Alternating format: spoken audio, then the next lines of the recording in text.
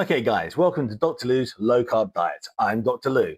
Now, today we're looking at what happens to your body in the first 7 days of ketosis. So, when you choose to go on a ketogenic diet, we're going to find out what happens to you exactly. Okay, so you have probably either wanted to start the diet or you're interested in understanding the diet that you've just done or you're still currently doing.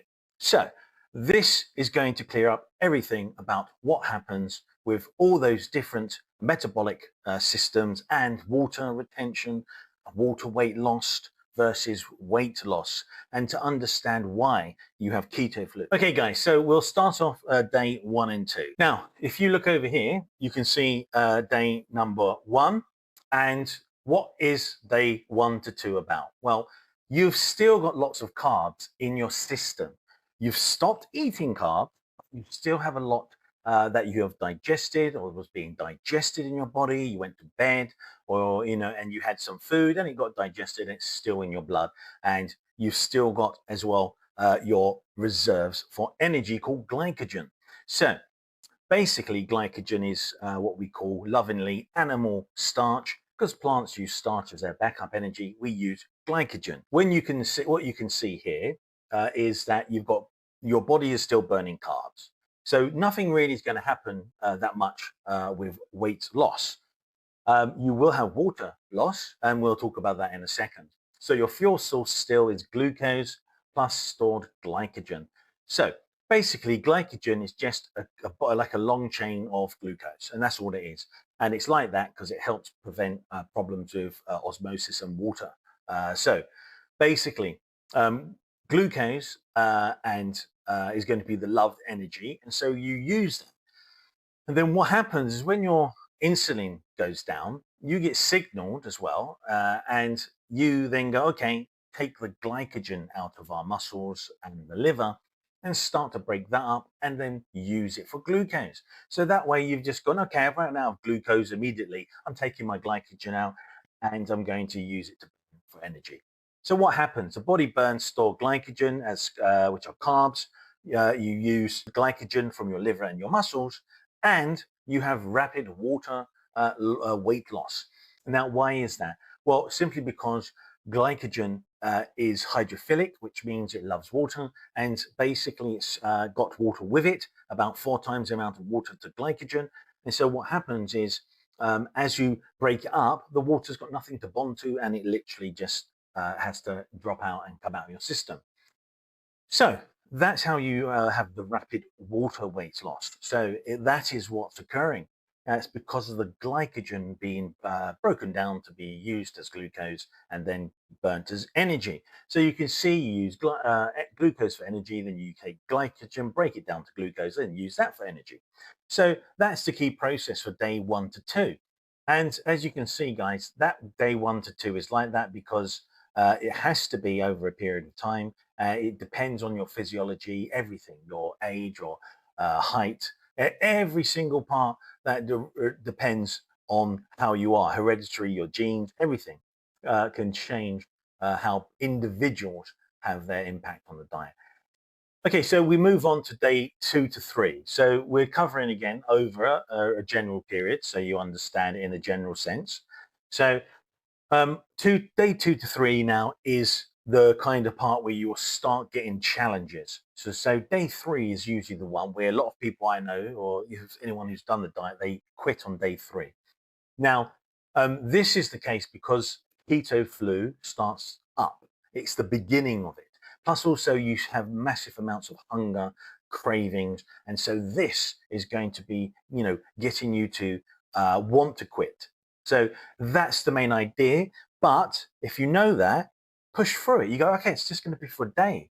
Or, you just push through it, you're done. But a lot of people quit because they just go, oh, I can't take this. I've had it for about 2 hours and I can't take it. Push through it. You might get some headaches, fatigue, and brain fog. Okay, and again, it takes for you to get adapted a while.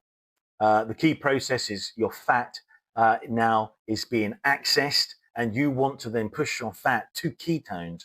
We'll explain that a little bit later when we talk about proper ketone production. So day 2 to 3, metabolic transition, meaning all the reactions in your body are your metabolic reactions. So these are getting messed up now because your energy is changing as well as your electrolytes. So we'll talk about that soon. So it's fuel is switching to fat, body under metabolic stress. That's why you're getting so upset and you want to quit. Electrolytes dropping. That's the biggest thing you could remedy. Results, rapid water loss. So it's increasing now. Your glycogen is massively burning. The water's being released. You've got a slight drop now in your insulin.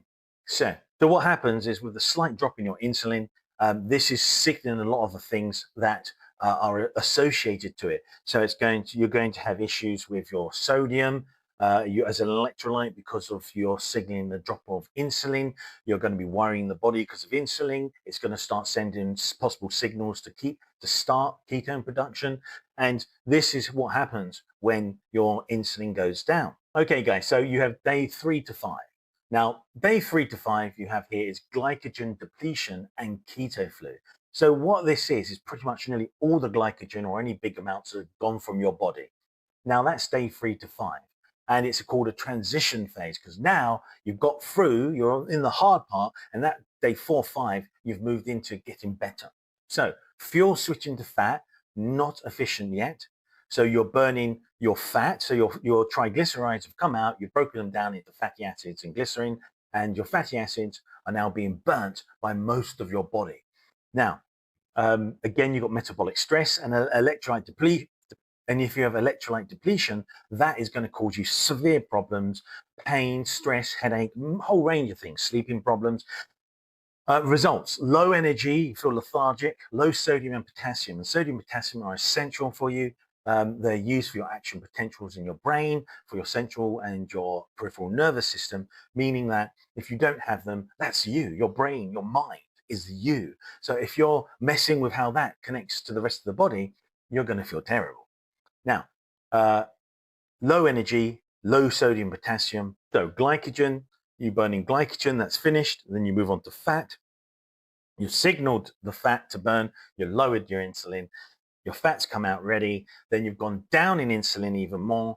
What happens there is that you've got a massive drop of your electrolytes, but your ketones are being produced, starting up manufacturing for ketones. And that can have headaches, fatigue, and brain fog still, but they actually should be going down. So again, this is the period because it's still day 3. Most people quit. Okay, guys, so we have day 4 to 5.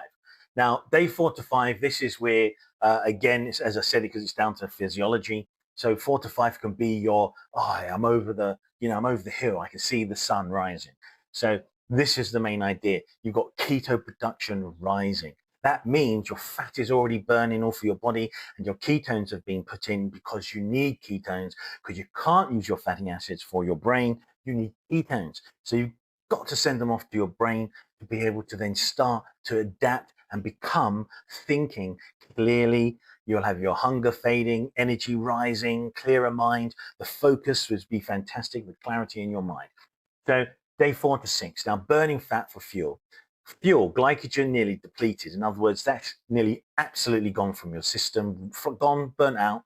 Fat lipolysis is supplying energy. So lipolysis is basically breaking, as I said, it down, triglycerides into your fatty acids and glycerin, and then the fatty acids are being used in your body, but sent to your liver to make ketones, which are then going to go out and go to your body to fuel it for the places the fatty acids aren't going to be conducive to work.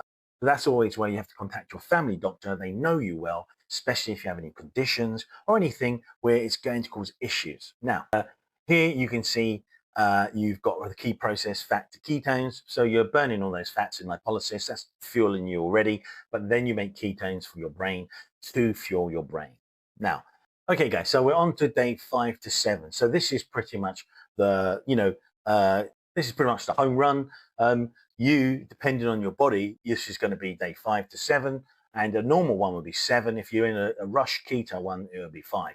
So full ketosis, fuel is just fat and ketones. There's no glucose. All your glycogen's not being used at all. You're flushed it all out of your system. What's happening? Ketone levels rise significantly. Brain starts using ketones efficiently. So now your brain's gone, I love these ketones. These are excellent, much better. I feel nice now. I feel happy. Brain is efficient. Insulin stays low and it stays steady, stable. Results, rapid weight loss still, flushing out your sodium because your low insulin signals for your kidneys not to hold it on in your renal system, so you flush them out. And what happens as well is that lots of other electrolytes go out as well with it. So you have this occurring. You also have problems with your hormones, and your hormones start to adapt and counter later the flushing of the sodium. So your hormone, aldosterone, will basically counter that and then regulate to make sure you have a steady water amount with your sodium. So that will counter it with your hormones, and then you will move on to steady the weight loss of water. So what will happen is that you'll lose a load of water weight. So you'll lose fat as well. You will lose because you're burning your fat. So that's what you'll be burning for those 2 days, or 3 days, 5, 6, and 7. And you'll lose a lot of weight, but it will be a ton of water weight. So it'll look like you've lost loads of weight. You'll adapt to that over time. And then once you adapt back into it, you'll continue to burn fat really inefficiently, actually. And you'll burn tons of it. And then you'll adapt to that where it will burn still a lot. And then it will just be kind of steady, not a massive drop. So in the next few weeks, you'll drop loads of weight. So what else can we see here? Mental clarity because your ketones, energy more stable, and cravings have disappeared. No cravings, no hunger. You're all pretty spot on.